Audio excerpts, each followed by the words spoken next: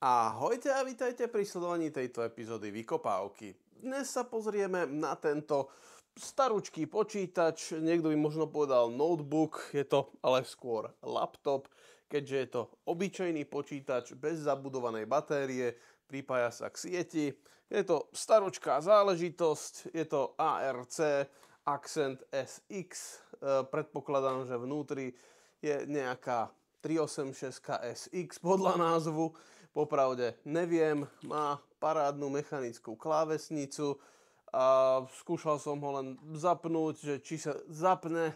Vyzerá to, že monitor nefunguje, no ale poďme sa na ňo bližšie pozrieť a možno ho aj opraviť.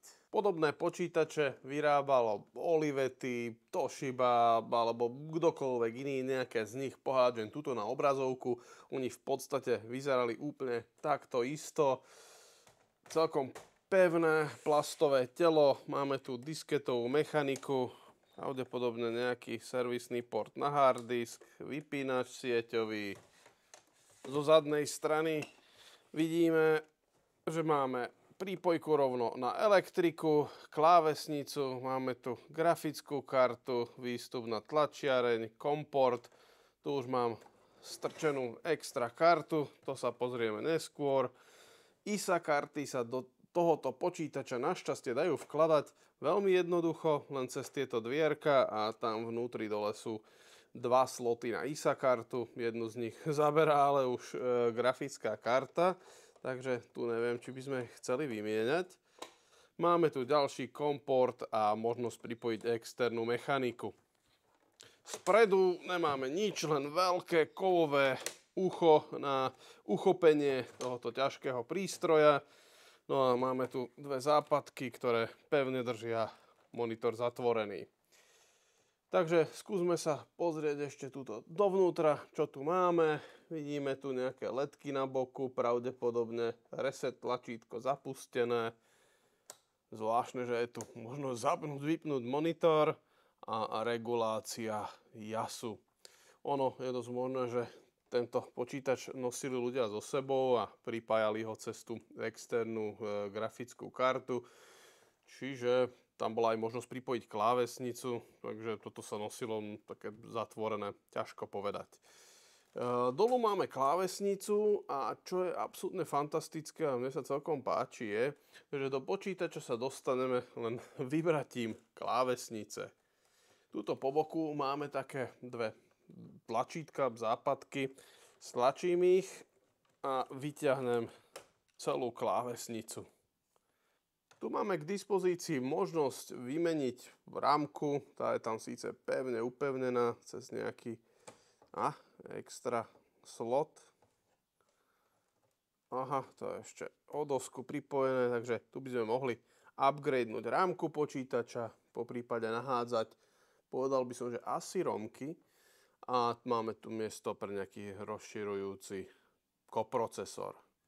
Tu vzadu máme hard disk, vidíme Seagate, obyčajný pravdepodobne IDčkový, tu aj vidím nejaké káble presvítať a bežnú floppy mechaniku. Skúsme mašinu zapnúť, uvidíme, čo spraví.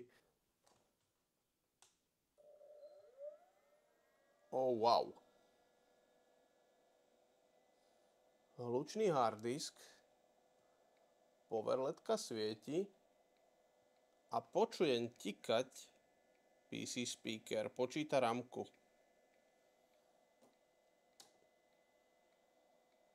Skúsime si zapnúť monitor, ale zdá sa, že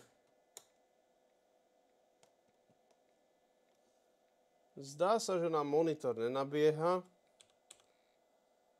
A počítač bliká, svieti, disketovka sa snaží niečo nájsť. Aha, numlok je tu vedľa, ja sa snažím tuto stláčať niečo po nemecky, pravdepodobne zmazať, nejaký delete.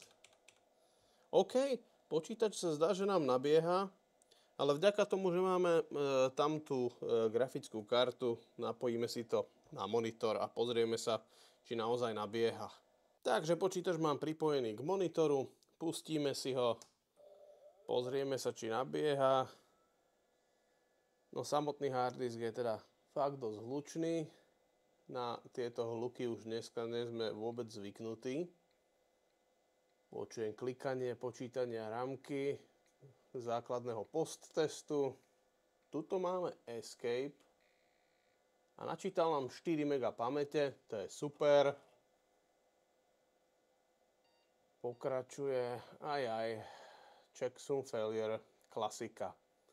Takže to, čo sa nám asi stalo, je to, že nastavenie harddisku bolo v BIOSe vymazané, keďže CMOS baterka v tomto je vybitá, nepamätá si jeho nastavenie a môžeme bootovať akorát z diskety. No našťastie máme k dispozícii karty Picomem, ktoré sme si ukázali v minulých videách. Tu mám jednu z nich. Dal som dole z nej ten bracket, lebo ľahšie sa strká dovnútra a môžeme nabútovať z nej namiesto z harddisku. No a pozrieme sa bližšie na to, čo je v tom počítači.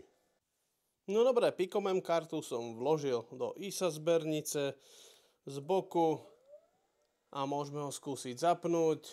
Predpokladám, že by mal normálne nabútovať z tejto karty.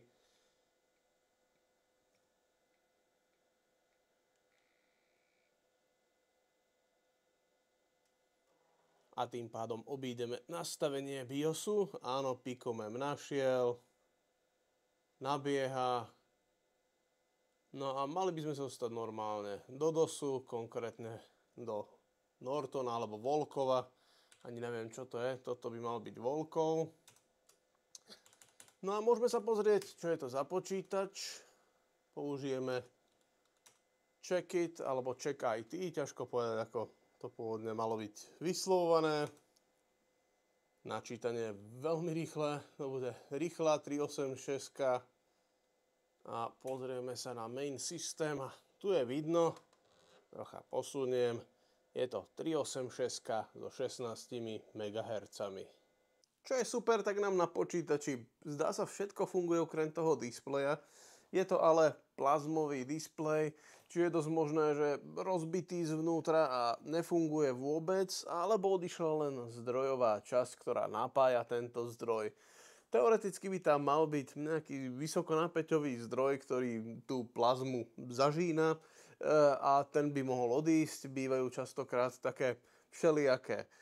Mašinu si rozoberieme a pozrieme sa, v akom to je stave. Poďme rovno na to.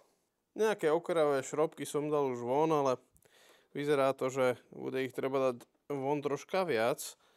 Tuto ale pozerám, že je nejaký ako keby modulárny zdroj. Aha. Máme možnosť prístupu ku klietke zdroja, ale vyťahnuť to nejde, takže rozoberáme ďalej. Toto nám ten zdroj pravdepodobne drží vnútri v šasi a to sa mi nechce dávať von. Chceme otvoriť len samotnú tú zadnú dosku. Skúsme sa pozrieť, že kde nám to môže držať.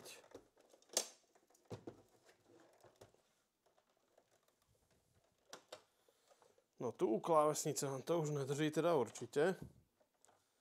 Tu by mohli byť západky, aj nejaké sú. A tam vzadu nás to ešte drží. Bude tam viac šrobov na odšrobovanie. Takže poďme na to.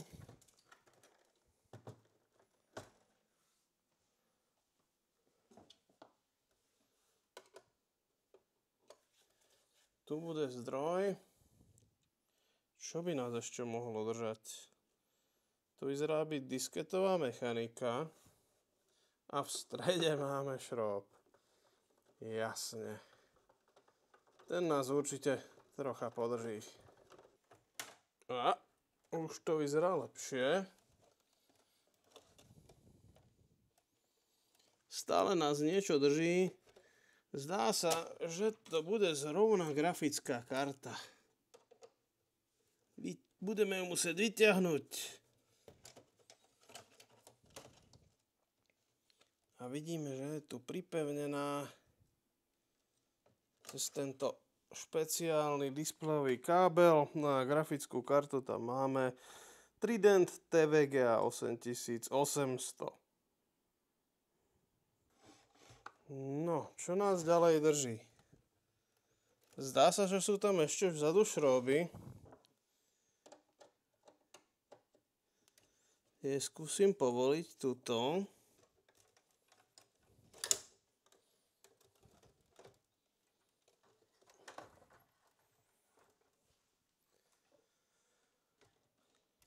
Takže sa nám zdarne podarilo dostať dovnútra a tu už vidíme túto našu Picom kartu. Je tu 16-bitová aj 8-bitová zbernica. Tá grafická karta bola strčená tuto, v tejto 8-bitovej. No a tu sa pozrieme, možno aj čo tu máme za ďalšie periférie, ale vyzerá to, že tu už sa bližšie k ničomu nedostaneme a procesor bude pravdepodobne pod týmito pamäťami. Tu vidíme nejaké extra konektory, ktoré nám pripájajú displej. Tie si zmerám ako prvé, či dostáva elektriku. Tu sú nejaké riadiace, alebo to budú ledky, predpokladám. A čo tu ešte? No to je asi všetko. To je pripojenie samotnej tej grafickej karty. Takže zmeriame si teraz tie napätia na tom displeji. Čo je celkom fajn, je to, že tento displej môžem tuto položiť a máme prístup aj rovno k vypínaču od toho displeja, tuto skrz dieru, kde bola klávesnica. No a pripravím si to, zapojíme si to a zmeráme si, či máme napájanie displeja. Tu sa môžeme vnútri pozrieť, že je tam nejaká oxidácia. Pravdepodobne nám vytiekla táto batéria CMOS-ová, ale našťastie iba na zadný panel, ktorý je len jemne zoxidované. Toto pôjde dať pravdepodobne dolu. Tu máme špecifikácie zdroja. Vidíme, že input nebol určený, pravdepodobne zvláda obidva.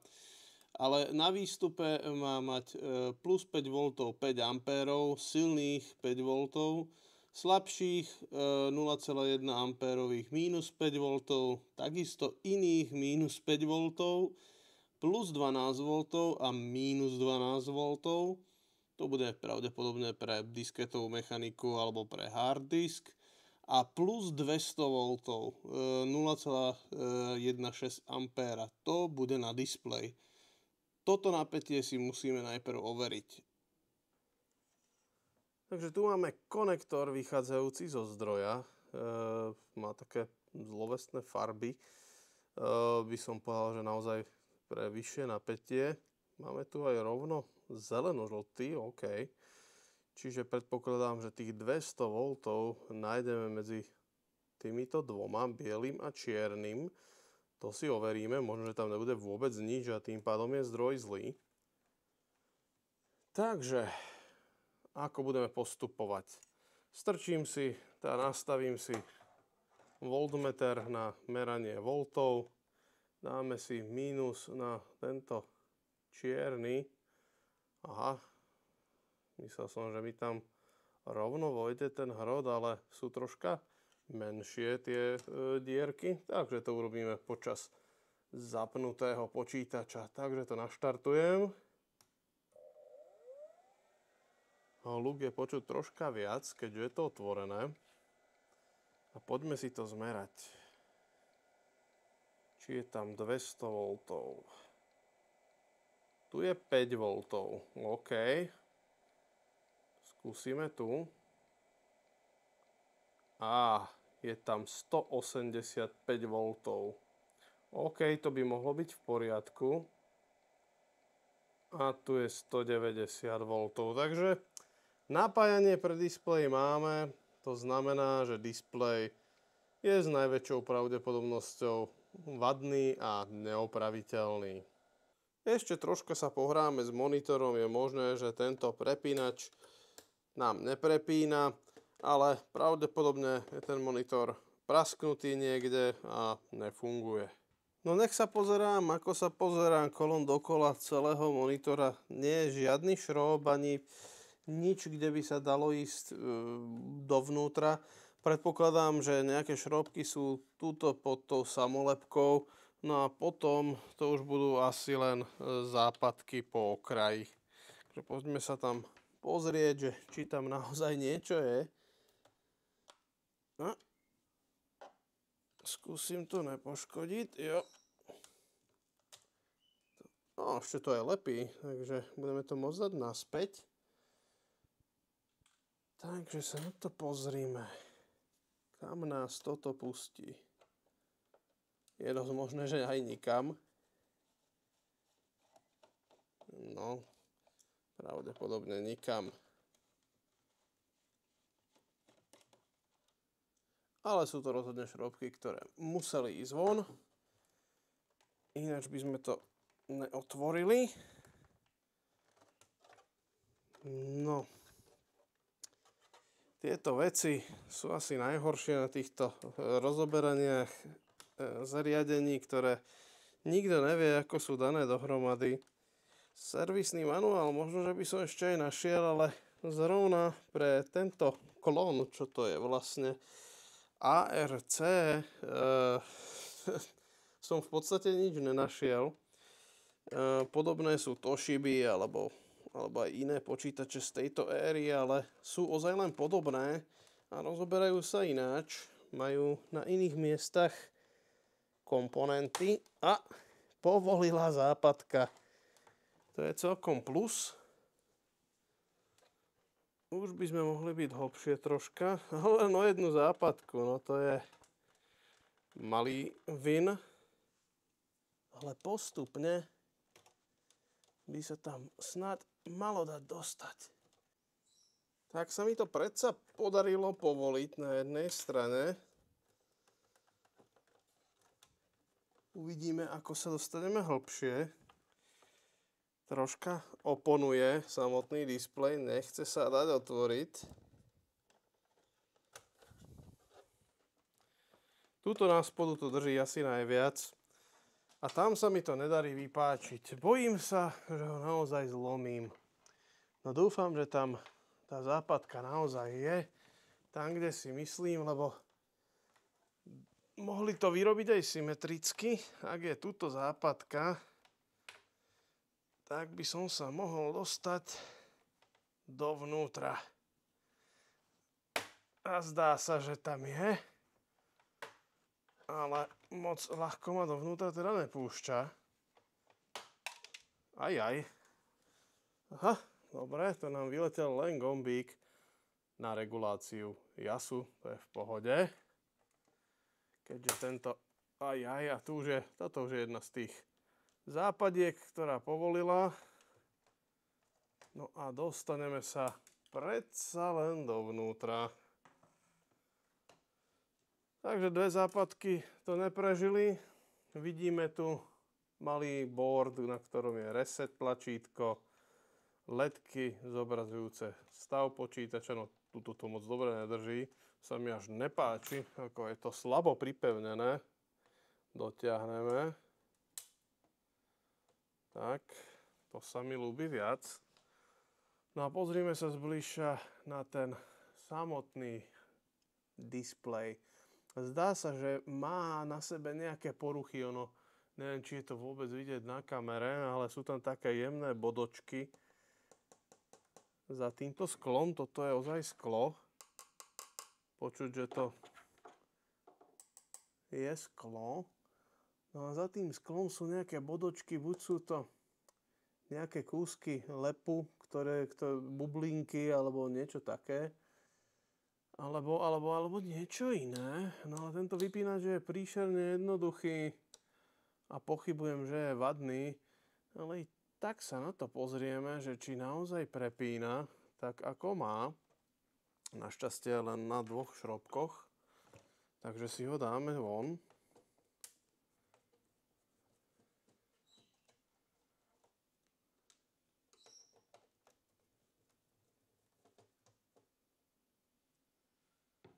Tak, šrobky dám bokom aj s týmto posuvníčkom. Tak.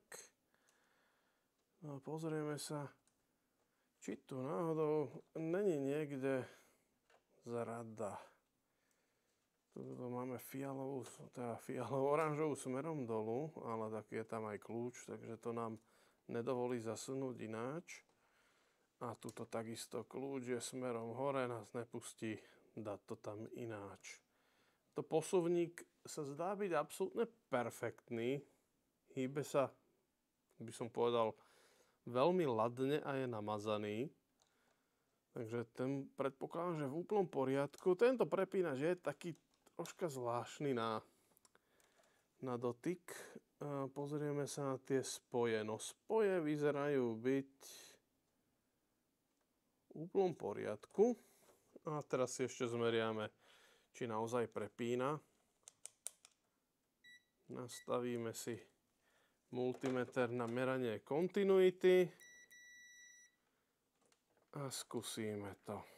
Čiže predpokladám, že prepína medzi týmito dvomi a týmito dvomi. Zapnutý a vypnutý. Takže toto nám funguje, žiaľ. Chyba bude ešte ďalej, čiže niekde tuto. Zdá sa, že pod displej idú tieto 3 dráty a neverím tomu, že to napája rovno ten displej. Tam bude nejaký konvertor. Ešte čo tam bude. Pozrieme sa, čo tam je. No, som zvedavý, čo je pod tým displejom. Dúfam, že nám pôjde ľahko vybrať. A ide ľahko. Opatrne. Nechcel by som poškodiť tieto ribbon káble. No je jasne. Pod displejom je veľké množstvo súčiastok. Zvláštno, že kábel samotný na napájanie nedržal nejak extra dobre. Tuto vidíme, čo je pod displejom. Je tam nejaký driver board, nejaké velikánske driver chipy, veľmi zvláštneho typu. No a nejaká logika, elektronika. Tu sa mi zdá, že je kábel prerušený a tuto nedržalo moc dobre. Poďme sa bližšie pozrieť a pomerať si to tu. Najprv odpojím tento káblik, ktorý sa zdá byť, že je prerušený.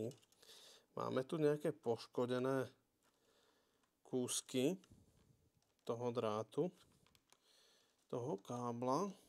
Takto. Netuším, ako sa vyťahujú tieto konektory, ale malo by to byť asi celkom jednoduché, čiže od seba. No máme to vonku a tu by som povedal, že tu je regulácia jasu a sem nám ide napájanie. A máme tu aj nejaké meno toho displeja.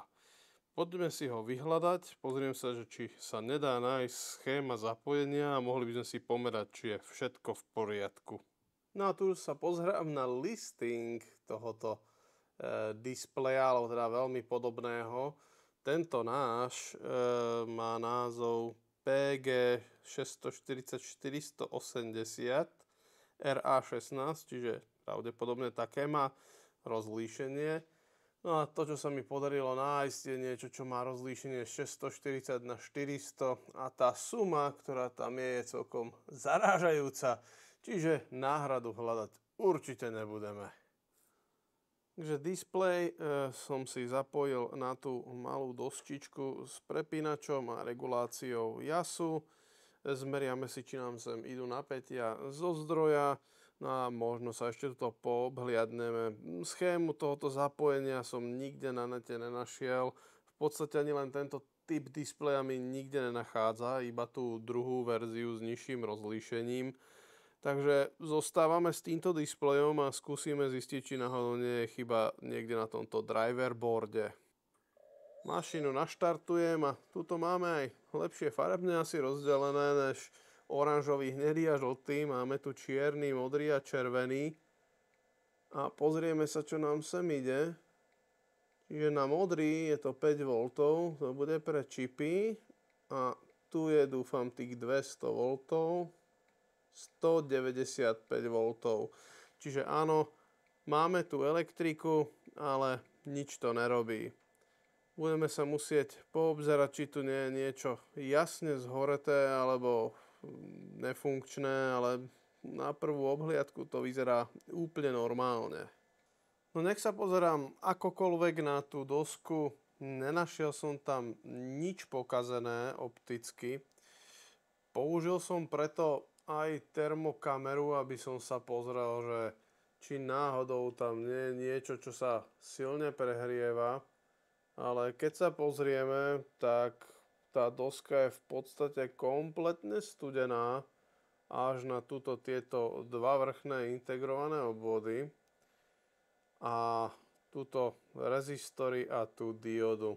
A i tam je nejakých 39 stupňov. Meral som tam tých 200 V ide skrz tieto odpory a tú diodu. Na tej diode je 80 V, takže áno, tam sa niečo deje, ale v podstate zvyšok tohoto zariadenia je kompletne off. Tu keď sa pozrieme do mašiny, tam nám to frčí, tam je nejaké teplo, 35 stupňov na nejakom čipe tam vzadu, nejaká romka, alebo čo to tam je. Ale samotný displej nepracuje, máme tam naozaj nízke teploty.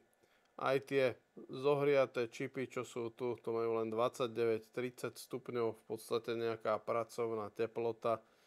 Takže môžeme cca aj usúdiť, že sem nám netečie žiadna elektrika, pretože vidím, že sú kompletne studené tieto obvody oproti ostatku.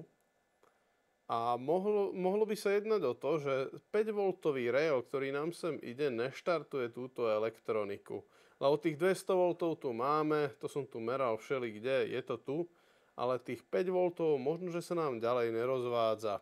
Idem to skúsiť pomerať a zistíme, čo ďalej. Pre tieto špeciálne oky čipy som nenašiel vôbec nič na nete. Žiadny popis, vygoogliť sa to nedá, podľa názvu, podľa ničoho. Takže som si povedal, že teraz meriam, či sa vôbec 5V niekde dostáva na tieto čipy. A teda zisťoval som to tak, že som sa zavesil, tuto mám multimeter, zavesil som sa na 5V a teraz som si prebehol každú nohu vo vypnutom stave a čakal som, kedy začne pípať. A s počudovaním som zistil, že všetky tieto viacnožičkové čipy sú napojené rovno na 200V. Čiže tuto idem, nachádzame 200V kdekoľvek.